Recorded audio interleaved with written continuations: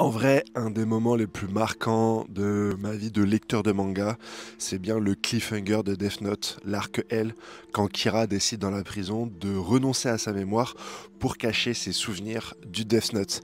C'est un arc qui amène un autre Kira en contact avec elle, un Kira beaucoup plus sain, celui qu'on connaissait au début de l'œuvre, et c'est la première fois qu'un auteur va directement partager la mémoire d'un personnage et le corps de celui-ci.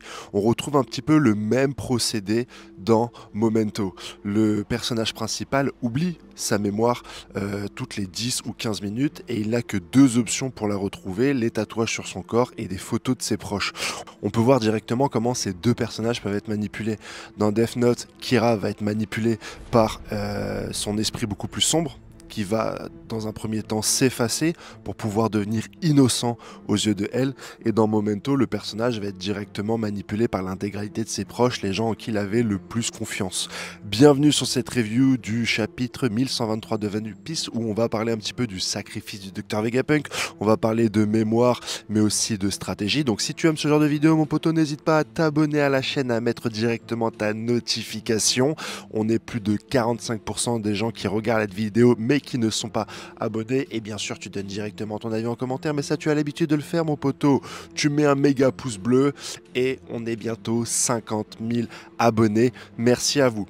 Ce chapitre va reprendre des procédés qu'on a déjà vus dans les deux œuvres que j'ai citées directement en introduction, Death Note et Memento. Le Dr Vegapunk va jouer directement avec sa mémoire, il va jouer avec sa vérité, il va jouer avec sa connaissance, et il va se mettre un petit peu à niveau de tous les autres personnages du début de l'arc XI. Dans les 11 chapitres, j'ai une seule envie, c'est relire l'arc pour voir à quel point le Dr Vegapunk était au courant des choses qui se sont déroulées les unes après les autres. Quand on voit directement l'équipage de Luffy et le Sailor Paul Zero débarquer sur l'île, on était loin de s'imaginer que le Gorosei allait arriver, que le Dr Vegapunk allait faire des révélations. Je me rappelle à l'époque, les gens sur Twitter disaient c'est cool, on devrait avoir un power-up de Franky, possiblement de Nami grâce à son bâton et pourquoi pas de Usopp. On était uniquement axé sur les power-ups sans savoir que c'était le début, l'intro de l'arc final qui allait amener ces bouleversements dans le monde de One Piece. Et à la fin du chapitre, un bon gré mal gré, même sur ce Twitter, les gens se plaignent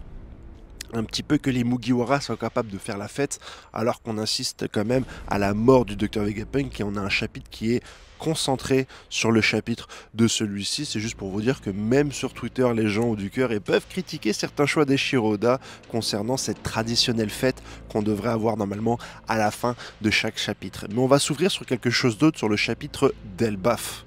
L'île qui nous a été teasée depuis le début de l'entrée du Nouveau Monde, hein, quand Drogi et Brogy ont été sur la route des Mugiwara, une île qui a un petit peu suscité les spéculations depuis le flashback de Big Mom et qui apparaît comme grande sœur de Wano Kuni, puisque depuis cette période-là, on préchote que la prochaine île serait Elbaf, sans se douter qu'on aurait eu entre les deux, hein, bien sûr, Exit, c'était impossible de le deviner, bien sûr. Sur cette île, est-ce qu'on va retrouver Big Mom? Est-ce qu'on va retrouver Shanks? Il paraissait partir à la suite de son combat contre Kid. Est-ce qu'on va retrouver ce fameux Loki? Quelle place il va avoir dans le lore de One Piece? On a déjà beaucoup de personnages extrêmement puissants, les 4 empereurs, très certainement cet homme à la cicatrice ou à la blessure de feu.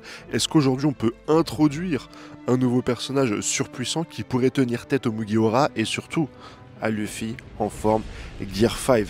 Est-ce que ça va être un chapitre de transition? Est-ce que c'est là-bas qu'ils vont finalement affronter ou découvrir la personne à la cicatrice de feu? Est-ce qu'on va avoir les événements du siècle oublié? Parce que la bibliothèque d'Ohara est là-bas.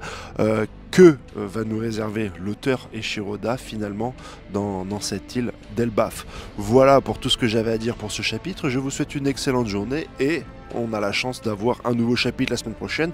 Alors est-ce qu'on va avoir un chapitre inter-arc avec un petit peu un tour du monde et les événements de tout le monde? L'arc lui-même d'Elbaf était empli je dirais, d'ouverture sur l'autre monde. On a eu le combat entre Garp et Aokiji, on a eu des nouvelles de Shanks, on a eu des nouvelles un petit peu de tout le monde pendant le message de Dr Vegapunk. Est-ce qu'on va avoir autre chose? Et finalement, on va très vite avoir la réponse, hein. Est-ce qu'on va avoir un arc sur Barbe Noire? Je te laisse m'en donner mon avis. N'hésite pas à t'abonner, mettre un pouce bleu et mettre un petit commentaire si tu as des avis à me donner. Je te souhaite une excellente journée et bon chapitre les frérots. Allez, ciao, bye bye.